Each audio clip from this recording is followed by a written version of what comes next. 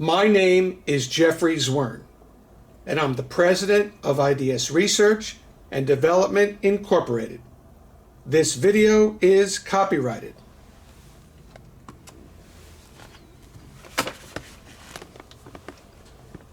The 2002 edition of NFPA 72, National Fire Alarm Code, is very clear in that faults, including short circuits, open circuits, or ground, shall not affect the operation of the fire alarm system. This is also referenced in both UL 985 and UL 864. This is UL 864, which is the standard for safety, control units, and accessories for fire alarm systems. It clearly defines fault conditions. UL 864 references and includes NFPA 72 standards and clearly shows that faults, including short circuits, shall not impede the operation of the fire alarm system. Please note, UL cannot change or ignore items in NFPA 72. NFPA 72 is the hard framework upon which UL builds its body standards.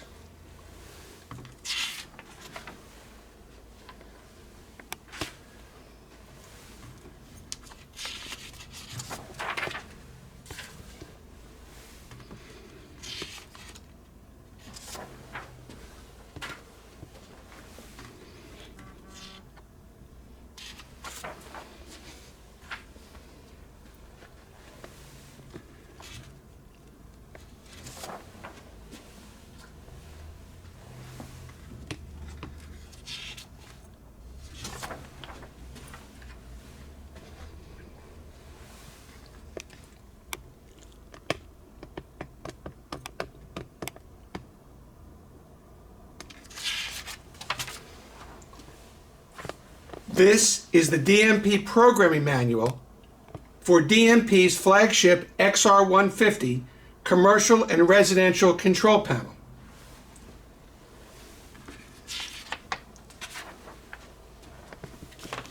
It shows that the control panel is listed among other standards UL 1023, UL 985, and UL 864, which include NFPA 72 standards. This DMP product does not meet those standards.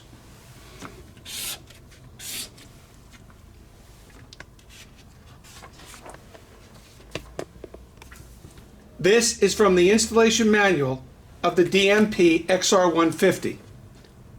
Under section 15-4, entitled OVC LEDs, it states, the overcurrent LED OVC lights red when the devices connected to the keypad bus and LX buses draw more current than the panel is rated for. The LEDs turn a steady red when lit. When the OVC LEDs light red, the appropriate LX buses and the keypad bus are shut down. What DMP does not disclose is that when there is a short on the key bus, it catastrophically renders the control panel to a non-functional condition, with no annunciation on-site or to the central monitoring station. This is the DMP XR150N control panel, which has been remotely programmed up to version 191. This is the DMP 7060 keypad. This is the DMP 1100XH wireless receiver, which is listed for both residential and commercial fire, burglary, and hold-up alarms. This is the LX bus, which connects to addressable burglar and fire alarm devices.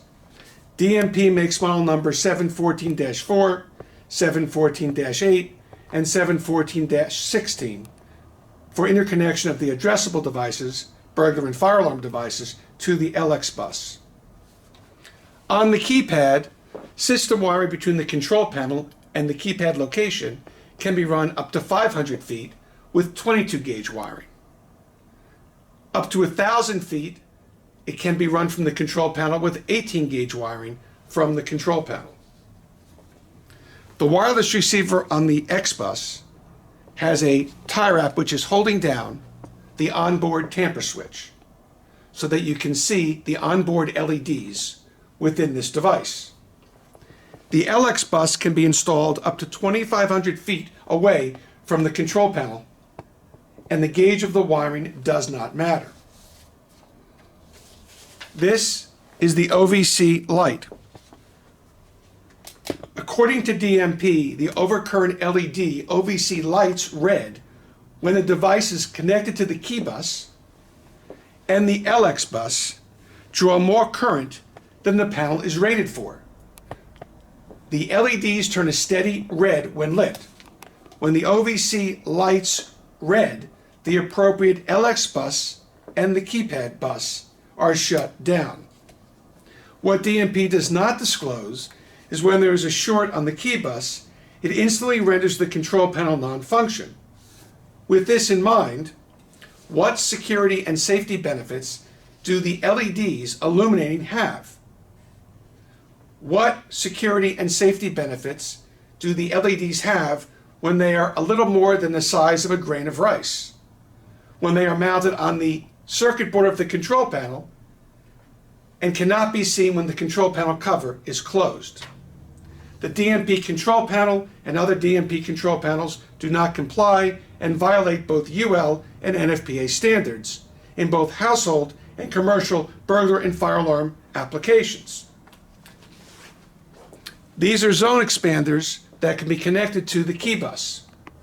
So if this system has a short from fire or otherwise, or if any devices on the key bus are attacked by fire or otherwise, it will instantly shut down the LX bus and shut down the X bus. At the same time, the OVC red lights will illuminate.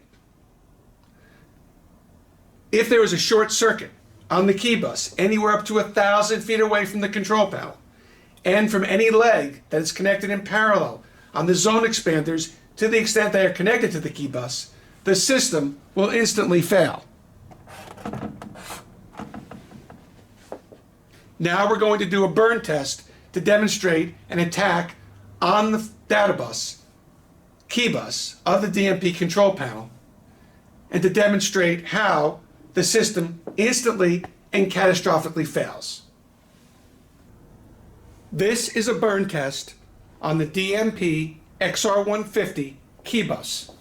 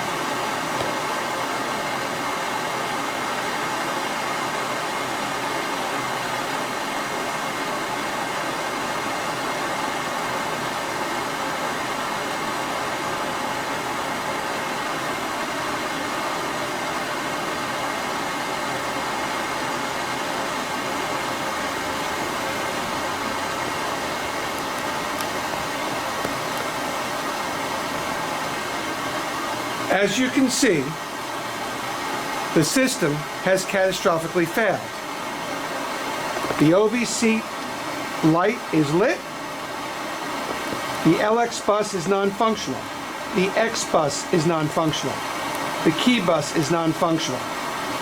The DMP XR150 has provided no warnings to the occupants of a fire emergency, nor will the central station receive an alarm signal. The occupants within the household occupancy or business occupancy are unaware of the fire emergency and that their alarm system has catastrophically failed.